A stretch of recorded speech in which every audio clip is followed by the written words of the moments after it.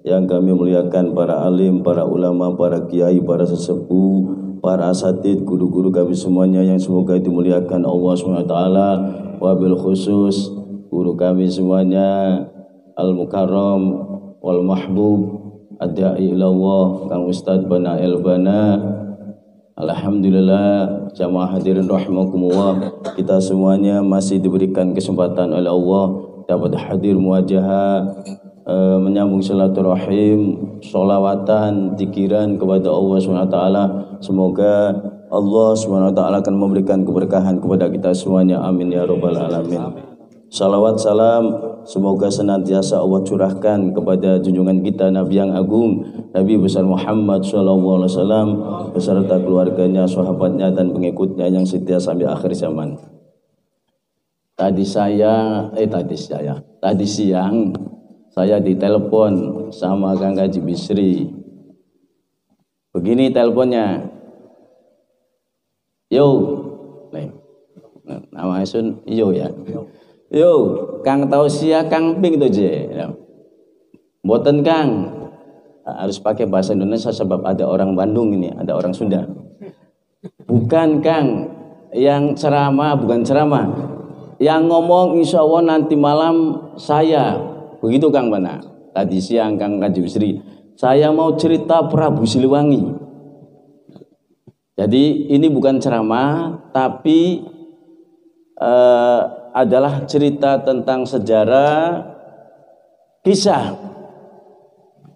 Ini pas kebetulan adalah Agustus, sebentar lagi itu beberapa hari ke depan kita akan Agustusan, dan semoga Allah jaga kita semuanya untuk tidak melakukan hal-hal yang maksiat. Ini ceritanya, insya Allah waktunya 15 menit. Kalau 15 menit belum selesai, insya Allah. Jadi pada zaman dahulu kala, di tanah yang tandus, gersang, kering kerontang, padang pasir yang menghampar luas, matahari panasnya membakar kulit, tersebutlah kisah Ismail kecil dan Ibu Siti Hajar yang mulia ketika ditinggalkan oleh suaminya. Siapa suaminya Siti Hajar? Nabi Ibrahim alaihissalam. Mencari air kehausan, bolak-balik selama 7 kali. Maka kemudian jadi simbol apa? Haji. Namanya sa'i. Begitu mencari tidak dapat air, ternyata air itu tumbuh dan memancar dari kakinya Ismail kecil. Ini sejarah.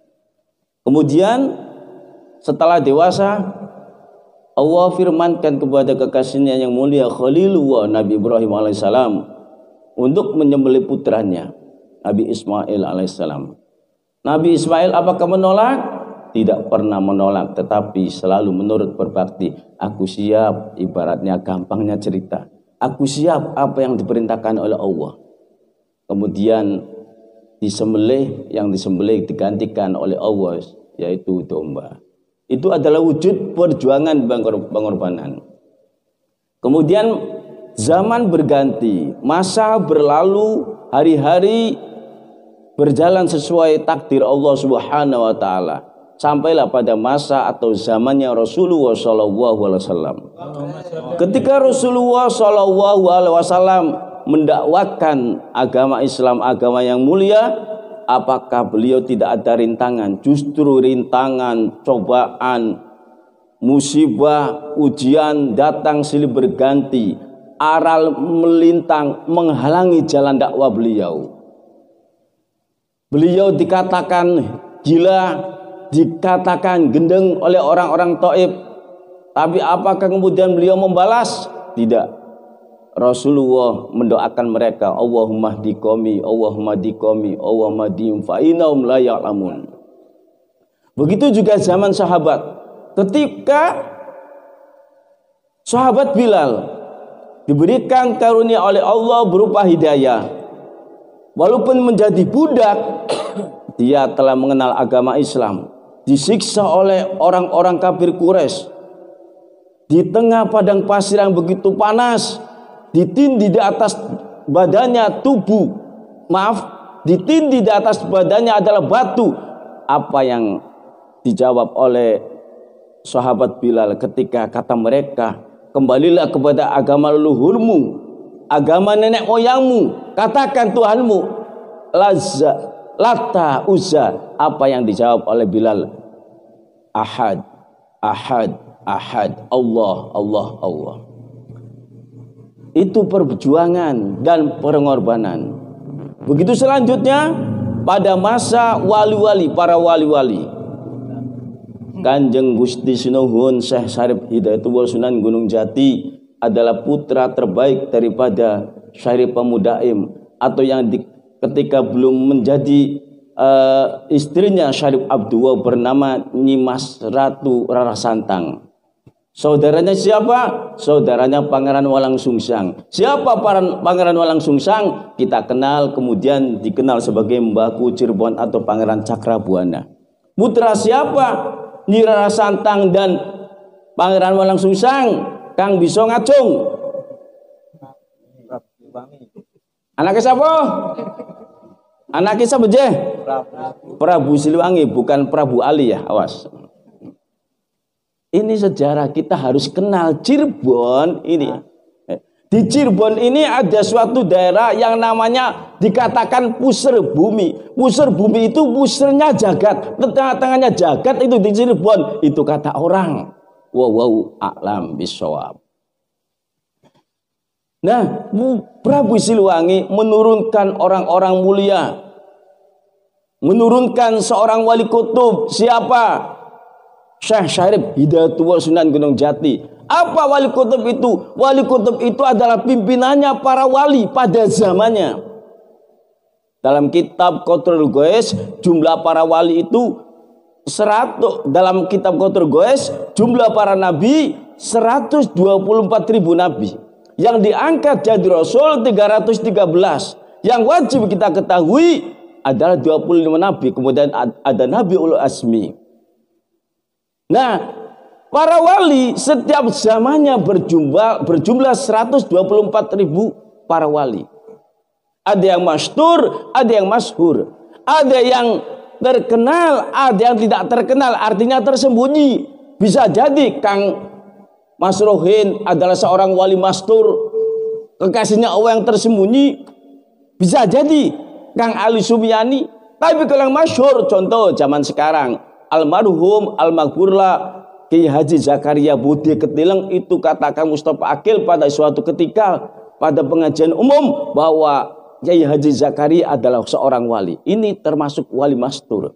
Zaman para wali-wali, Wali Songo, kemudian selanjutnya generasi berikutnya. Lah ini sejarah. Pangeran Walang Sungsang dan Nyai Mas Ratu Rara Santang mencari agama Islam melalui hutan belantara, melalui lembah ngarai, sungai-sungai. Demi apa? Demi mencari agama Islam, demi mencari Allah, demi mencari Gusti Nabi Muhammad SAW. Penuh dengan air mata, penuh dengan suka duka, untuk mencari apa? Mencari Gusti Allah. Malas menit durung kan? Durung. 5 menit. Zaman pun terus berlalu. Sampailah pada zaman perjuangan 17 Agustus tahun 45. Itulah hari kemerdekaan kita. Sebentar lagi 17 Agustus. Semoga boleh nanggap organ ya Allah. Semoga pengajian ya Allah. Amin amin. Ya. Nah, sebentar lagi 17 Agustus.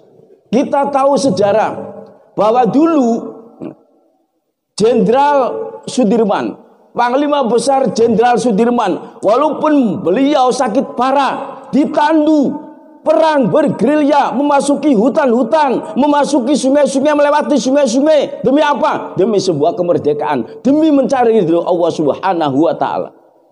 Kemudian waktu Bung Tomo, Surabaya dikenal pada sekarang sebagai 10 November adalah Hari Pahlawan.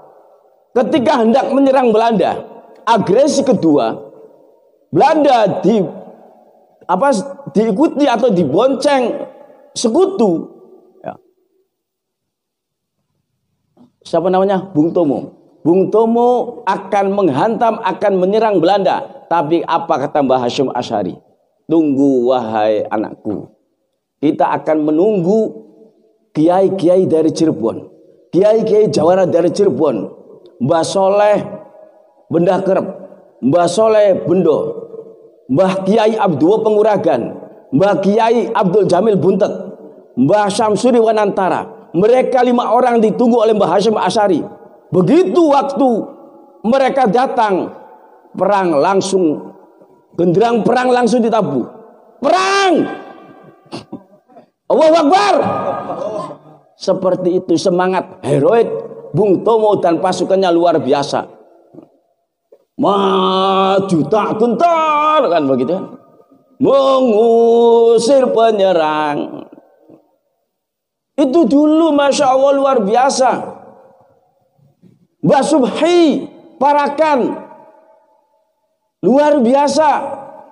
Di daerah-daerah saling unjuk kekuatan. Bahkan ketika zaman sekarang ada ninja Banyuwangi, itu orang-orang Nahdlatul Ulama. Punten ya, gegerku bahasa Indonesia apa?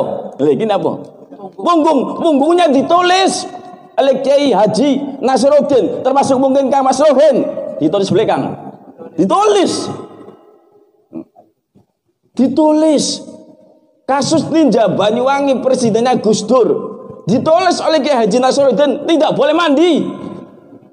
Ini apa? Perang melawan kemungkaran. Ini sejarah. Sekarang beberapa hari yang lalu kita melewati hari raya Idul Adha, hari raya agung. Allahu Akbar, Allahu Akbar, Allahu Akbar. Di mana-mana di seantero jagat ini hewan-hewan ternak disembelih. Itu simbol. Ayo kita sembelih hawa nafsu kita. Kita alirkan darah kemungkaran kita, darah kemunafikan kita. Menuju kemana? Menuju ridhonya Allah Subhanahu wa ta'ala. Begini ini salah satu mengharap ridhonya Allah Subhanahu wa ta'ala. Sholat 5 waktu yang giat, dikiran yang giat, ngaji ning kang bana kang wekel, ngaji ning sapa bae kang wekel, menggawe kang wekel, demenan aja. Aja lho temenan punten ya. Iso lho punten blelok temenan. Cuma wadone marek dewek waduh. Punten beli membodo ya aja. Anu kang wong kuliahan yo. Deng dosene kon marek yo, kon marek ning Losari yo, mampir ning Isun.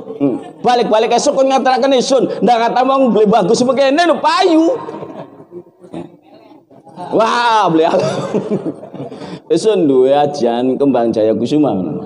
Panji ana Loh, ya. Jadi maksudnya ayo, ya. Rayo wis lewat area agung. Eson ngikuti perjalanan mereka para pejuang-pejuang kita itu. Ya, ngikuti pejuang-pejuang kita pada ibadah ning Gusti Allah, ibadah kang wekel, berjuang kang wekel, ya. Insyaallah engkau bahagia lahir batin, bahagia dunia akhirat.